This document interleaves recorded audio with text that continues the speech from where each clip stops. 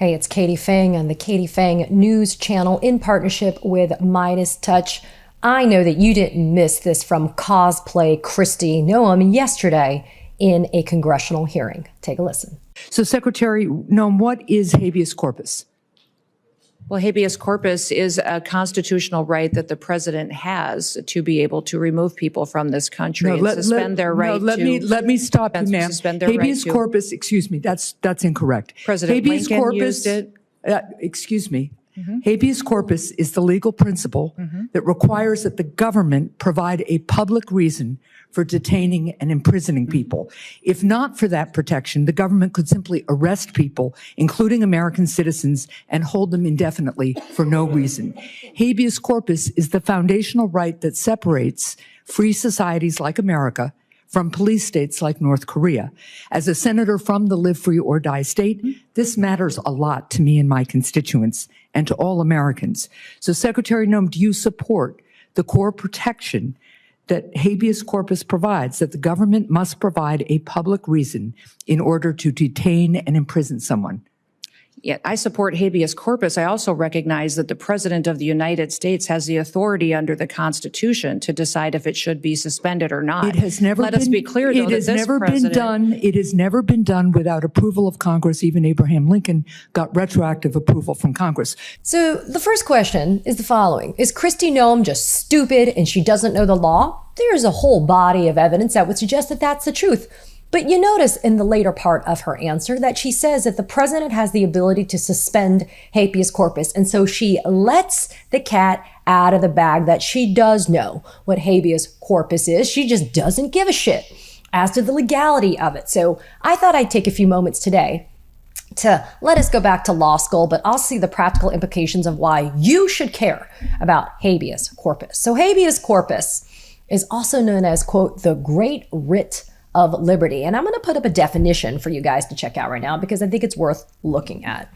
It's Latin for the phrase that you have the body. And here's the bottom line. If you want to be able to describe habeas corpus to your friends and your family and maybe some MAGA out there so they understand why this is important to them, habeas corpus is a constitutionally guaranteed right to all people. I'm not talking about just, quote, U.S. citizens, okay? Habeas corpus is the ability for a person to challenge their unlawful detention by the government. And so again, quote, that you have the body, that Latin phrase, that means why do you have the body? Justify why are you detaining someone? Can you imagine a time when you don't have that option? Well, the answer is yes. So let's go back in history just a little bit because I think it's worth us having this conversation. So, how far back are we going to go, folks? We're going to travel back in time to the Magna Carta days. This is going to be back in 1215.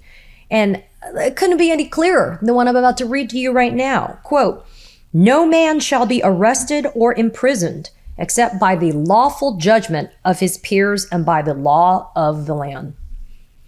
That's pretty damn clear language. That's the 39th clause of the Magna Carta signed by King John. So take a second and think about this. Even when we had a king, or even when there was a king, even the king said that habeas corpus made sense, that it was something that you had to show to be able to keep somebody in detention. And habeas corpus also developed for a way for a king to be able to demand an explanation as to why one of his subjects was being restrained of their liberties, by other authorities. Now, let's fast forward in time. Let's go to the United States Supreme Court. The United States Supreme Court has recognized the constitutionality of Article 1, Section 9, Clause 2, called the Suspension Clause of the Constitution. And it says the following. The privileges of the writ of habeas corpus shall not be suspended unless when in cases of rebellion or invasion the public safety may require it. Now, we're going to get to suspension in a minute, but the U.S. Supreme Court said, quote, the writ of habeas corpus is the fundamental instrument for safeguarding individual freedom against arbitrary and lawless state action. Sounds pretty on point for this administration, no less. And must be, quote, administered with the initiative and flexibility essential to ensure that miscarriages of justice within its reach are surfaced and corrected. I mean, I could not have written that any better than the United States Supreme Court. That was from Chief Justice Marshall back in 1830. So, not only is habeas corpus in the Constitution, remember that, but the United States Supreme Court has had the ability to address habeas corpus and has found that it has to exist. It has to be there to protect you, to protect me, even to protect MAGA, even if we don't think that they merit the protections. But let's move on, right? So there's a constitutional law professor at UC Berkeley, and I wanted to quote her on this issue because it just really underscored the importance of habeas corpus. She said it's, quote, her name is Amanda Tyler. We always have to give attribution, right? She said, quote, one of the single most foundational aspects of American law and the American Constitution is habeas corpus. I mean, it's a foundational right. The framers of the Constitution thought habeas corpus, even back then, was so important that it had to be included in the United States Constitution. And listen, it's very clear here as following. Only Congress can suspend habeas corpus. It is not anything that the President of the United States can do. The executive branch cannot do that.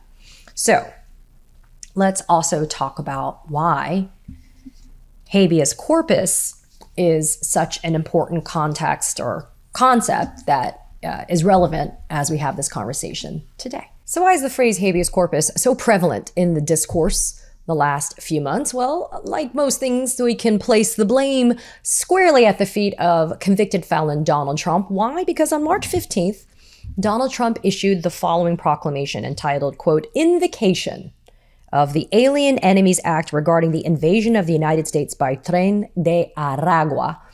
Tren de Aragua is a gang in Venezuela, folks. And according to Donald Trump, he decided to take a 1798 statute. It's been used in very, very limited situations. And he basically said that there was an invasion against the United States by the gang Tren de Aragua. Now, we know about this. It was the invocation of the Alien Enemies Act. It's for brevity, AEA, right?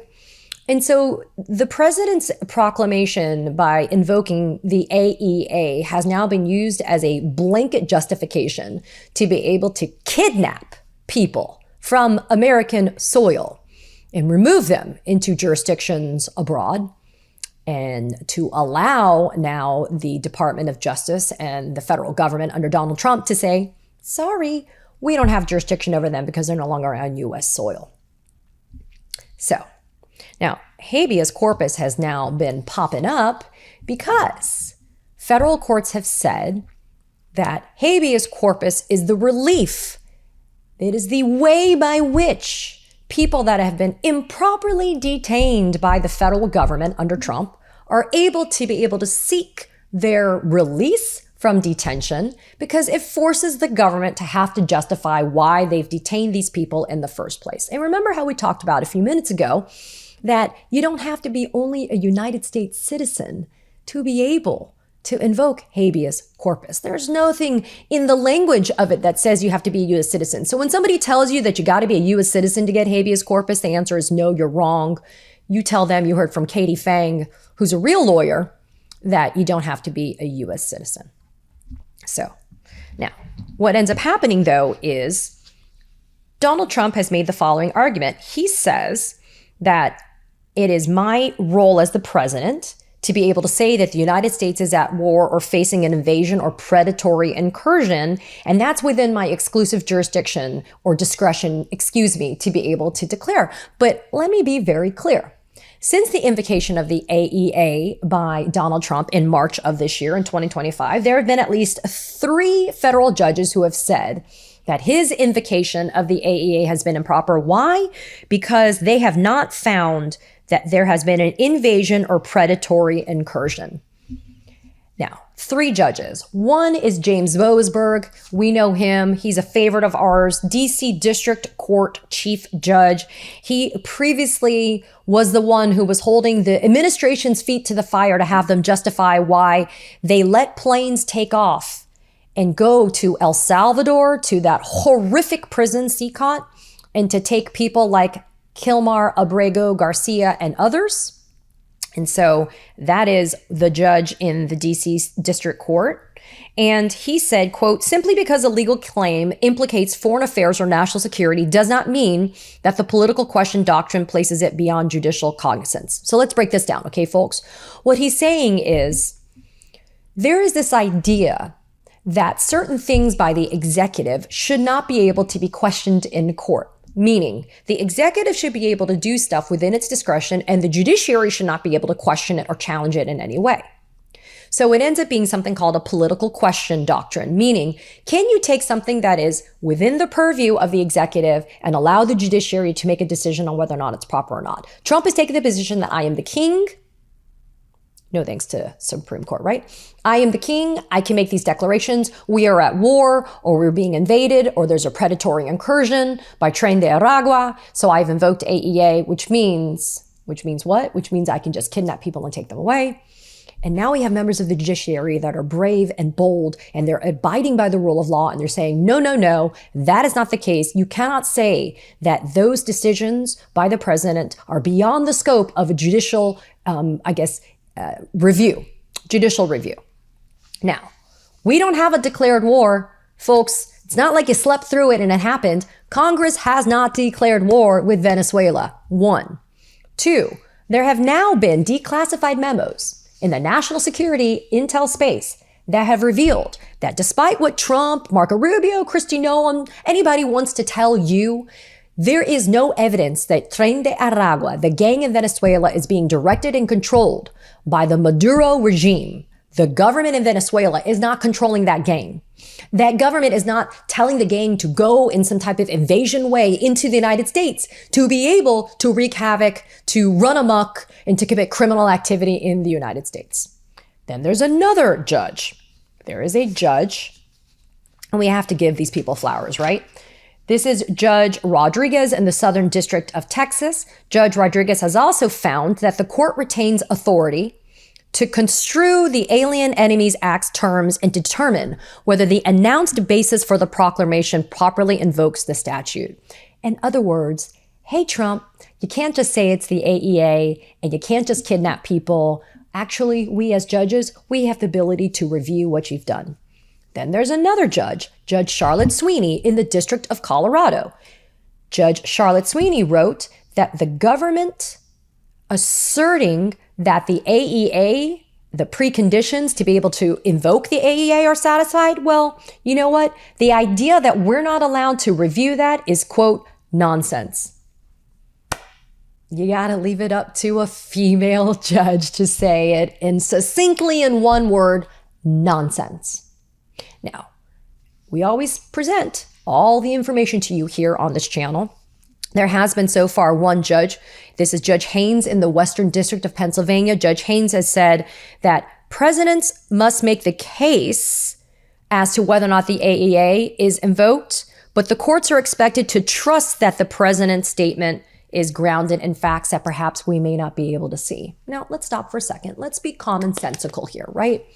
Sure, maybe the president of the United States has access to information about which we don't know. That is very possible. But what did I just say a few minutes ago about how the Intel community and national security people have said, and analysts have said, there is no evidence of that. So in other words, Trump is lying. They're lying to you. Now, why do we talk about this AEA and why do we talk about habeas corpus? Well, it's because of this horrible person, Stephen Miller. Let's listen to what this guy said last week about the suspension of habeas corpus. Take a listen. Well, the Constitution is clear, and that, of course, is the supreme law of the land, that the privilege of the writ of habeas corpus can be suspended in a time of invasion. So I would say that's an option we're actively looking at. Look, a lot of it depends on whether the courts do the right thing or not. At the end of the day, Stephen Miller is a pretty bad guy, but the reason why we should care when Stephen Miller is saying, quote, the administration is actively looking at suspending habeas corpus, and it depends on whether the courts do the right thing or not. We got to break that down, people, okay? And this is why. One, as we talked about, and as you guys have learned, Congress can suspend habeas corpus. It is not what the president can do unilaterally. Remember that. Number two, the reason why they want to suspend habeas corpus is because they understand the power of it. They know that it's a constitutionally guaranteed right. They know that it protects all of us, citizens or not, from unlawful detention. So if habeas corpus is suspended by the Trump administration, then they can round all of us up, take us somewhere like CCOT, not have to account for it. I am not being hyperbolic when I say this. This is why we need to understand these basic principles that are guaranteed to all of us so that we know how to fight back when they're threatening to suspend habeas corpus. And the last thing that Miller said that we have to pay attention to is whether or not, quote, it depends on whether the courts do the right thing or not. Hey, newsflash, Stephen Miller, it has nothing to do with whether or not the courts do it right or not. What is your definition of the right thing, Stephen Miller? The right thing is what you want it to be, but that's not how the Constitution was written, and that's not what it stands for. So when we have the judicial guardrails holding things together, we have to acknowledge that these are wins for democracy. These are pro-democracy moves. Here's another pro-democracy move that we saw happen just this past Friday. For those of you that have been following along, so there is a Supreme Court decision that was rendered on Friday in one of the immigration cases. And the Supreme Court said in its 7-2 opinion, the two being Alito and who else, Thomas, but nothing's new. And I want to show this to you guys so you guys can read along. This court explained, with all 9 justices agreeing, that AEA, Alien Enemies Act, detainees must receive notice that they are subject to removal under the act within a reasonable time in such a manner as will allow them to actually seek habeas relief before removal. In order to actually seek habeas relief, a detainee must have sufficient time and information to reasonably be able to contact counsel, file a petition, and pursue appropriate relief. I saw habeas relief at least twice in that section that we just read together. Why? Habeas relief is another way of saying habeas corpus relief. So, the Supreme Court of the United States, as recently as Friday, underscored that due process is to be afforded to all people, not just United States citizens. So again, if someone tries to tell you in MAGA land, in the land of Delulu, that these rights only belong to United States citizens, they're damn wrong. But I'm going to read it again. They are entitled to notice and the ability to challenge their removal. Under habeas relief, habeas corpus gives them the right to have a finding to be made by a judicial body like a judge, not Donald Trump, not Stephen Miller, not Kristi Noem, not Tom Homan. A judge gets to determine whether or not they are being appropriately removed pursuant to the Alien Enemies Act. It could not be any clearer. It is clear as freaking day. People, I wanted to have this conversation with you today because listen, I know that this thing with Kristi Noem was yesterday, but you know what? This administration is making up definitions as they go along. They're making up the law as they go along. And it may be frustrating, but these are lies. And we have an obligation to call them out as they happen. These are lies. These conversations you and I are having, this is how we educate ourselves. Knowledge is power. We take this knowledge, we spread it to other people, and we have them understand that the law doesn't say what Donald Trump wants it to say. It does not get twisted and contorted and perverted to meet their agenda and their narrative. And because you know what habeas corpus is, then you are better off, as am I, as am others. I always like to say, be mad, be outraged, and demand accountability. You have the right to be mad. You have the right to be outraged, and you certainly have the right to demand accountability. That's what we are doing here at the Katie Phang News Channel. That's what we're doing anywhere you see justice and pro-democracy resistance happening. I'll catch you on the other side. Katie Phang here. The truth matters now more than ever. So hit that subscribe button so you don't miss a thing. Thanks for watching.